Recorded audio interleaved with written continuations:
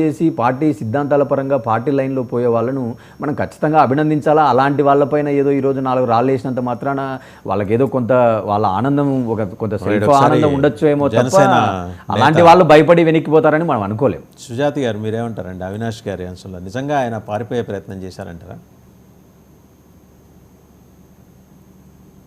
అంటే సాధారణంగా మనం వైసీపీ నాయకులను చూసుకుంటే కనుక రోజా గారు కానీ మిగిలిన నాయకులు వారి మీద అభియోగాలు ఉన్నాయి, వారు అవినీతి ఆరోపణలు ఉన్నాయి కాబట్టి అడుదాం ఆంధ్రాలో కానీ ఇంకా పర్యాటక శాఖలో కానీ ఆవిడ మీద ఉన్న అవినీతి ఆరోపణల విషయంలో ఆవిడ అలాగే కొంతమంది గుడివాడ అమర్నాథ్ గారు కానీ అలాగే కొడాలి నాని ఇటువంటి వాళ్ళు పారిపోతారు అనే అనుమానం అవకాశాలు కూడా ఉన్నాయని భావిస్తున్నాను. కానీ దేవినేని అవినాష్ గారి విషయంలో అయితే నేను కూడా అలాగ అనుకోవట్లేదండి. మేబీ ఆయన కొంత పర్సనల్ గా ట్రిప్ కోసం ఏమన్నా మేబీ వెళ్ళి ఉండొచ్చు. అందరినీ ఒకే కాటికి కట్టేయలేమండి. వైసీపీలో ఉన్న వాళ్ళు కూడా అందరూ ఒకే గాడిని కట్టలేం. కొంతమంది వ్యక్తులు అవినీతి పరులు అగ్రెసివ్ గా వెళ్ళిన వాళ్ళు ఉంటారు, ఇలాగా కొంచెం హుందాతనంగా రాజకీయాలు చేసే వాళ్ళు కూడా ఉంటారు. కాబట్టి అందరినీ ఒకే గాడికి కట్టేయకుండా మనం కొంచెం ఆలోచించి మాట్లాడితేనే బెటర్ అని నేను భావిస్తున్నాను. రైట్. మన జగడం సత్యనారాయణ గారు ఏంటి నిజంగానే మీరు లుకౌట్ నోటీస్ ఇవ్వగానే ఆయన భయపడిపోయి ఒళ్ళంతా చెమటలు పట్టేసి ఎయిర్పోర్ట్ నుంచి వెనక్కి పారిపోయి వచ్చారంటారా మీ నాయకుల భాషలో చెప్పాలంటే? సరే, ఇప్పుడు అవినాష్ గారు మాట్లాడినటువంటి క్లిప్పింగ్ ఏదైతే ఉందో దాని ముందు నేను ఖండిస్తున్నాను. ఆయన ఎంత రాజకీయ కుటుంబ నేపథ్యం ఉన్నప్పటికీ కూడా, ఆయన కమిట్మెంట్ గా పనిచేసే లీడర్ అయినప్పటికీ కూడా, నేను పని పాఠాలైనటువంటి ఎవరు అని చెప్పేసి మాట్లాడినటువంటి మాటలు ఏవైతే ఉన్నాయో మా పార్టీ కార్యకర్తల మీద కానీ పార్టీ నాయకుల మీద, అది నేను ఖండిస్తూ ఉన్నాను. ఎందుకంటే ఆయన మీద ఆ విధమైనటువంటి కేసులు ఉన్నప్పుడు చట్టపరంగా అనుమతులు తీసుకుని ఆయన దుబాయ్ వెళ్ళే ప్రయత్నం చేయొచ్చు, తప్పులేదు. ఆ విధంగా ఎందుకు క్లియర్ చేసుకుని ఆయన వెళ్ళపోయారో, ఎందుకు పోలీసులు అక్కడ న్యాయ సమస్య చిక్కులు లేకుండా ఆయన ఎందుకు అడ్డుకోవాల్సిన పరిస్థితి వచ్చిందో అక్కడ చట్టం చెబుతా ఉంది. ఖచ్చితంగా ఇది వెళ్ళడానికి వీల్లేదు కాబట్టి ఆపారు. అక్కడ ఒక న్యాయం ఉంది, ఒక చట్టం ఉంది కాబట్టి పనిచేస్తుంది. దాన్ని మనం ఎవరు కూడా కాదంటానికి వీల్లేదు.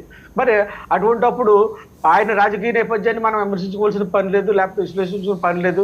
లేకపోతే ఆయన మరోసారి వైసీపీ నేతలకే నోరు జారి టీడీపీ పనిపాట లేని కార్యకర్తలు లేకపోతే నాయకులు నా మీద ఇలాగా బురద జల్లుతున్నారు, ఇలా చేస్తున్నారు. బురద కాదు, అక్కడ ఉంది కాబట్టి చట్టం ఉంది కాబట్టి చట్టమే ఆపుకుంది అక్కడ.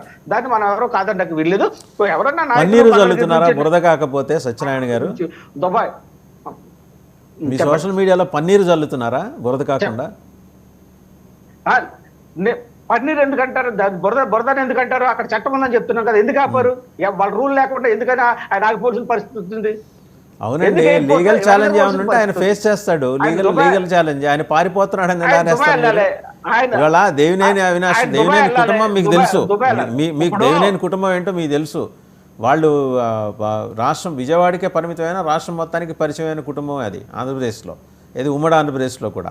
వాళ్ళ పార్టీల సంగతి పక్కన పెట్టండి, నేను కుటుంబం గురించి మాట్లాడుతున్నా. జస్ట్ లుకౌట్ నోటీస్ ఇచ్చారు కాబట్టి ఆయన పారిపోయే ప్రయత్నం చేశారు. ఆయన పారిపోయి ఎక్కడికి పోతాడండి? విజయవాడ వదిలేసి ఎక్కడికి వెళ్ళిపోతాడు ఆయన?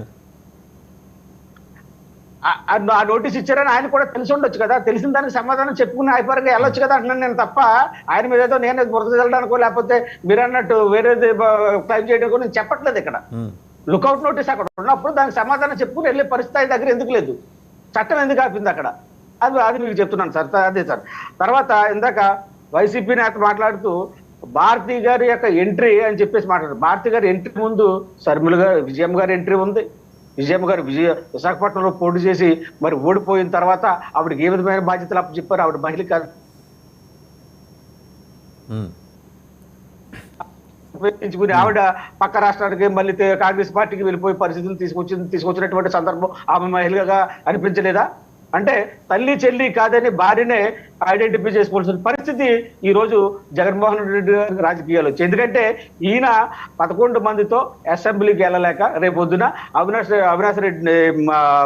రెడ్డిని రాజీనామా చేసి నేను ఎంపీ చెప్పేసి ఊహాగానాలు కూడా వచ్చాయి. కాబట్టి లేకపోతే అక్కడ పులివెందుల్లో ఏదో విధంగా మరి ఈయన రిజైన్ చేస్తే మరి భారతిని అక్కడ పెట్టుకుని ఈయన ఎంపీగా వచ్చి అక్కడ అంటే ఆంధ్రప్రదేశ్ రాజకీయాలు ఇక్కడ ఇవ్వలేకపోతున్నారేమో అనేది ఒక అనుమానం నాకు.